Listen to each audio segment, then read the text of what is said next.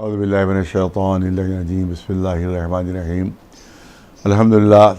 تمام مسلمانوں کے جو روزے تھے وہ تمام ہوئے، اور عید الفطر جو ہے وہ جس کی انتہائی بڑی فضیلت ہے، اس کی نماز کی بھی انتہائی بڑی فضیلت ہے، اور جو اسلامی اتحاد کا ایک بہت بڑا مظہر ہے وہ الحمدللہ بہت بڑے پیمانے پر پوری دنیا میں وہ عید منائی گئی۔ میں تمام مسلمان بھائیوں کو عید الفطر کی مبارکباد پیش کرتا ہوں، خاص طور سے اپنے ہندوستان میں رہنے والوں کو، اور میری دعا ہے کہ تمام دنیا میں امن و امان قائم ہو، دہشت گردی ختم ہو، اور خاص طور سے ہمارا ملک ہندوستان میں امن و امان اور بھائی چارہ قائم ہو، سب آپس میں میل ملاپ سے محبت سے رہیں، کیونکہ ہندوستان کی ترقی اسی وقت ہو سکتی ہے جب تک کہ آپس میں میل محبت ہو، اور اگر آپس میں جھگڑا فساد ہے تو اس پہ جہاں یہاں کے رہنے والوں کو نقصان ہے، وہاں ملک کا بھی بہت بڑا نقصان ہے۔ لہذا عید الفطر میں ہم سب دعا مانگتے ہیں کہ ہندوستان میں بھی امن و امان قائم ہو، آپس میں میل محبت قائم ہو، دوستی ہو، بھائی چارہ ہو، اور سب آپس میں مل کر رہے۔ اسی سے ہندوستان کی ترقی ہوگی، اسی میں ہندوستان کی اور ہندوستانیوں کی بھی بھلائی ہے۔ آپ دیکھیں کہ یہ ایک مہینہ جو ہوتا ہے ماہ مبارک کا، یہ اس میں تربیت کا مہینہ ہوتا ہے، یہ ٹریننگ پیریڈ ہوتا ہے۔ جس طرح سے آپ دیکھتے ہیں کہ پولیس والوں کی ٹریننگ ہوتی ہے، فوج والوں کی ٹریننگ ہوتی ہے، تاکہ وہ آگے وہ پورے ان کے کام ہے وہ، اسی طرح سے یہ ایک مہینے کی ٹریننگ ہوتی ہے کہ 11 مہینے کی ٹریننگ کام ہے۔ اور اس پہ آپ دیکھیں کہ بہت سی جو جائز چیزیں ہوتی ہیں اسے انسان کو روک دیا جاتا ہے۔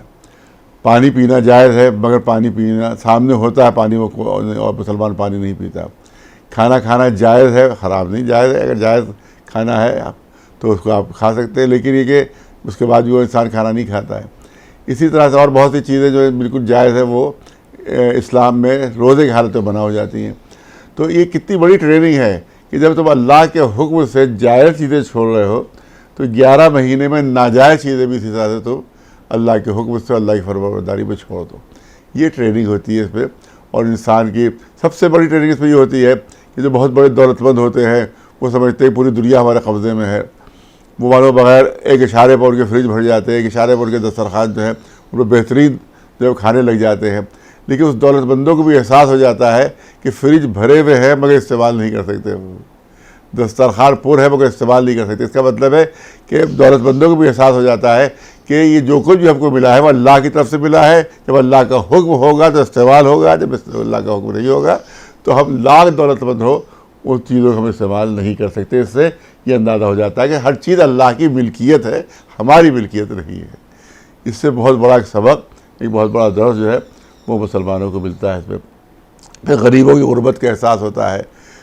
کہ انسان جو مالدار لوگ ہوتے ہیں بھوک لگنے سے پہلے ہی وہ کھانا کھا لیتے ہیں، پیاس لگنے سے پہلے ہی بہترین شربت کو مل جاتا ہے، ان کو احساس ہی نہیں ہوتا کہ بھوک کیا چیز ہے، ان کو احساس ہی نہیں ہوتا کہ پیاس کیا چیز ہے۔ کم از کم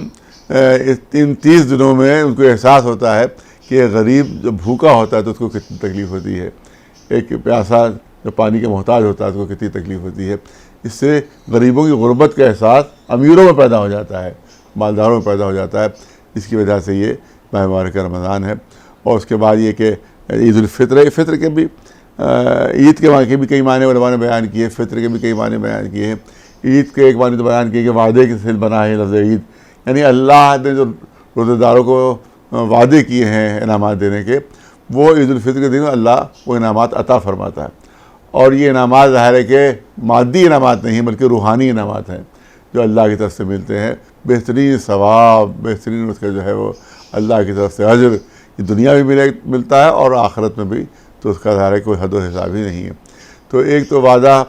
اور دوسرا ایک چیز اور اس کے ہے کہ عود سے بنا ہے۔ کچھ علماء نے کہا کہ یہ عید کا لفظ جو ہے وہ عود سے بنا ہے۔ عود کے معنی ہے پلٹنا، عود کے معنی ہے پلٹنا، یعنی انسان گناہوں کے راستے سے پلٹ کر اللہ کی فرما برداری کے راستے پر آ جاتا ہے، اور اللہ کے جو احکام ہیں ان کی پابندی کے راستے کے اوپر آ جاتا ہے۔ اس لیے انسان اپنے گناہوں کے راستے سے پلٹ جاتا ہے اور اللہ کی فرما برداری اور اللہ کے احکام کے احترام کے راستے کے اوپر آ جاتا ہے، جس کو کہتے ہیں پلٹنا۔ اسی طرح سے فطر کے بارے بھی کئی بیان کیے گئے۔ ایک فطر کے معنی تو جو عام ہے کہ ٹوٹنا ہے، ایک فطر کے معنی ہے ٹوٹنا، یعنی جب ظاہر کے روزے ختم ہو جاتے ہیں اور انسان کو کھانے پینے کی اجازت ہو جاتی ہے دن میں، لہٰذا اس کو کہتے ہیں کہ روزے اب ٹوٹ گئے، روزے ختم ہو گئے۔ اور آزادی کا زمانہ شروع ہو گیا، اب ہم دن میں اطمینان سے کھا پی سکتے ہیں۔ تو ایک فطر کے معنی ہے۔ دوسرے فطر کے معنی بہت گہرے ہیں یہاں پر۔ دوسرے فطر کے معنی کے علماء نے بتایا کہ فطر کے معنی فطرت، یعنی انسان اپنی فطرت کی طرف پلٹتا ہے، کیونکہ اسلام میں دین فطرت، قرآن مجید میں اعلان فرمایا ہے کہ اسلام دین فطرت ہے۔ اور جب ایک مسلمان ان روزوں کے زمانوں میں اسلام کے احکام کی پابندی کرتا ہے تو گویا فطرت کی طرف پلٹ جاتا ہے واقعی، اور جو غیر فطری جو حرام کام ہیں وہ اس سے بچتا ہے، اور اسلام کے جو احکام ہے جو دین فطرت کہلاتا ہے اس کی طرف جو انسان پلٹتا ہے تو اس لیے اس کو عید الفطر کہا جاتا ہے۔ یعنی ہم پلٹ کر اسلام کے راستے پر آ گئے ہیں، ہم پلٹ کر دین کے راستے پر آ گئے ہیں، ہم پلٹ کر اپنی فطرت جو ہے اس کے اوپر ہم آ گئے ہیں، لہٰذا اس کو عید الفطر بھی کہا جاتا ہے۔ انتہائی مبارک ہے، اور اس پہ الحمدللہ آپ کو اللہ کا شکر ادا کرنا چاہیے جن کے روزے پورے ہو گئے، کہ اللہ نے ہمیں توفیق دی، ہمیں اتنی طاقت دی، ہمیں اتنی قوت دی کہ ہم پورے مہینے روزے رکھ سکے۔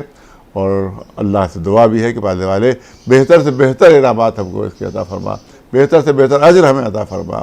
اور یہ خوشی جو ہے، جو عید کی خوشی ہے، وہ تمام سال قائم رہے، باقی رہے، اور ہم لوگوں کو غموں سے اور اندوہ سوائے غم اہل بیت کے ہر غم سے ہمیں محفوظ و معمور رکھ۔ یہی ہماری اپنے لیے بھی دعا ہے، تمام مسلمان بھائیوں کے لیے دعا ہے، تمام شیعان حیدر کرار علیہ السلام کے لیے بھی ہماری دعا یہی ہے۔